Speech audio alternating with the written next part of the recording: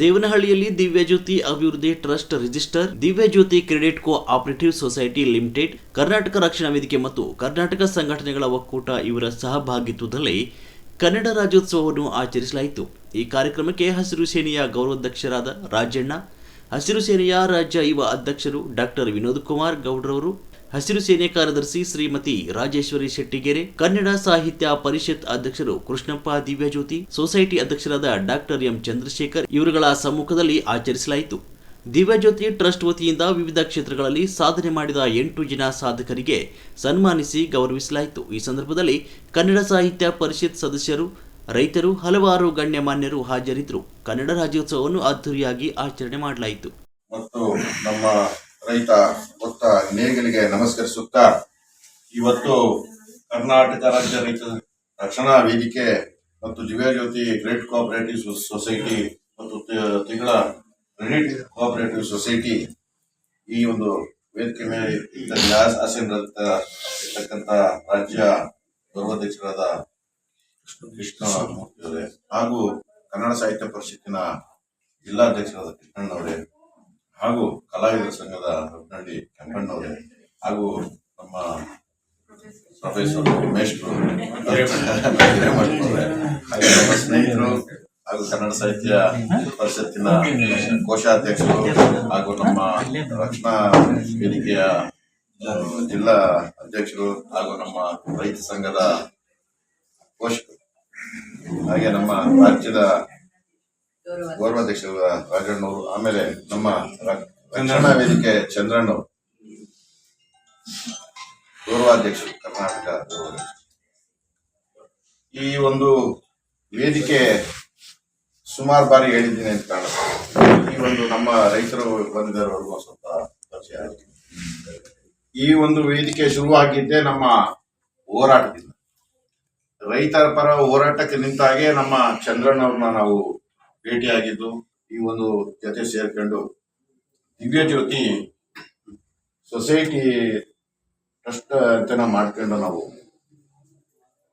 13 ವರ್ಷಗಳಿಂದ ಜೊತೆ ನಮಗೆ ಒಂದು ಮಾಡ್ಕೊಳ್ಬೇಕು, ನಮ್ಮ ಸ್ನೇಹಿತರು ನಾವೆಲ್ಲ ಇದ್ದೀವಿ, ಕಷ್ಟ ಸುಖಗಳಿಗೆ ಏನಾದ್ರು ಒಂದು ನೆರವಾಗಬೇಕು, ಬೇರೆಯವರು ಬ್ಯಾಂಕ್ ಹೋದ್ರೆ ತುಂಬಾ ಇದಾಗ್ತದೆ, ನೆರವಾಗ್ತದೆ ಅಂತೇಳಿ ನಾವು ಸ್ವಂತ ಆದ ಒಂದು ಬ್ಯಾಂಕ್ ಅನ್ನು ಮಾಡ್ಕೊಂಡು ನಮ್ಮ ಒಂದು ಇರ್ಲಿ ಅಂತೇಳಿ ನಾವು ಚಂದ್ರಣ್ಣವ್ರನ್ನ ಅಧ್ಯಕ್ಷತೆ ಕೊಟ್ಟು, ಮತ್ತೆ ನಮ್ಮ ಉಪಾಧ್ಯಕ್ಷರಾದ ಮುನರಾಜಣ್ಣವರು, ನಾವು ನಿರ್ದೇಶಕರು, ದಿನಾಲ ನಮ್ಮ ಬಾತ್ರೆ ಮಂಜಣ್ಣವರು ನಿರ್ದೇಶಕರು, ಅವರು ಕೂಡ ಇದ್ದಾರೆ.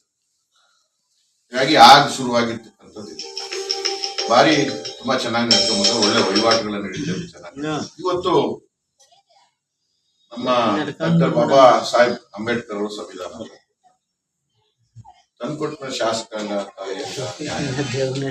ಇವತ್ತಿನ ದಿವಸ ಕೆಲವ್ರಿಗೆ ಏನ್ ಅಧಿಕಾರ ಬಂದು ಹಿಡಿತಾರೆ, ಚಿಕ್ಕಣ್ಣ ಹಿಡಿತಾರೆ, ರೈತರನ್ನ ಕಡೆಗಾಣಿಸ್ತಾರೆ, ಭಾಷೆನ ಕಡೆಗಾಣಿಸ್ತಾರೆ.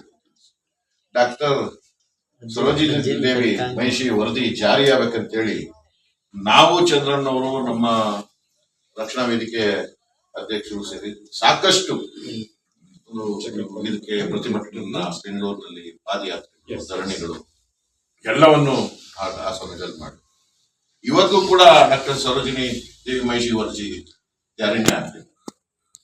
ಯಾಕೆ ಆಗ್ತಾ ಇಲ್ಲ? ಕಾರಣ ಏನು ಅಂತಂದ್ರೆ ಇದೆ. ನಮ್ಮ ಮಾಸ್ಟರ್ ಹೇಳ್ದಂಗೆ, ನನ್ನ ಕೃಷ್ಣಮೂರ್ತಿ ಅವರು ಹೇಳ್ದಂಗೆ, ನಮ್ಮಲ್ಲಿ ವಿಂಗಡಣೆ ವಿಂಗಡಿಸ್ತಾ ಇರೋರು ಯಾರು? ಕಳ್ಳರಿದಾರಲ್ಲ, ಮೂವರು ಕಳ್ಳರಿದ್ದಾರೆ. ಇಲ್ಲಿ ನಾವು 3 ಕಳ್ಳರಲ್ಲೂ ಒಂದಷ್ಟು ಜನ ಡಿವೈಡ್ ಮಾಡಿದ್ರೆ 3 ಜೊತೆಲಿ ನಾವಿದ್ದೀವಿ. ಒಡಕ ಮೂಡಿ ಇವತ್ತು ನಮ್ಮ ಕನ್ನಡದ ಒಂದು ಅಸ್ತಿತ್ವ ಇವತ್ತು ಬರಲಿಲ್ಲ. ಇವತ್ತು ಪ್ರತಿಯೊಂದು ಕರ್ನಾಟಕದಲ್ಲಿ ಬ್ಯಾಂಕಿಂಗ್ ಎಕ್ಸಾಮ್ ಆಗಿರ್ಬೋದು, IAS, KAS, ಯಾವುದೇ ಒಂದು ಸರ್ಕಾರಿ ಕೆಲಸ ಆಗಿರ್ಬೋದು, ಪ್ರೈವೇಟ್ ಸೆಕ್ಟರ್ ಇರ್ಬೋದು, ಕಡ್ಡಾಯವಾಗಿ ಅವನು ಒಂದು ಕನ್ನಡದಲ್ಲಿ ಬರೆಯುತ್ತಿರ್ತಕ್ಕಂಥದ್ದು, ಓದುವಂಥದ್ದು ಎಲ್ಲ ಒಂದು ಕನ್ನಡದಲ್ಲಿ ವ್ಯಾವಹಾರಿಕವಾಗಿ ಮಾತಾಡುವಂಥದ್ದು, ಅದನ್ನ ಒಂದು ಆದೇಶ ಇವತ್ತು. ಆದರೆ ಇವತ್ತು ನಾವು ಸಾರ್ವಭೌಮರು, ಕನ್ನಡಿಗರೇ ಸಾರ್ವಭೌಮರು ಇವತ್ತಿನ ದಿವಸದಲ್ಲಿ.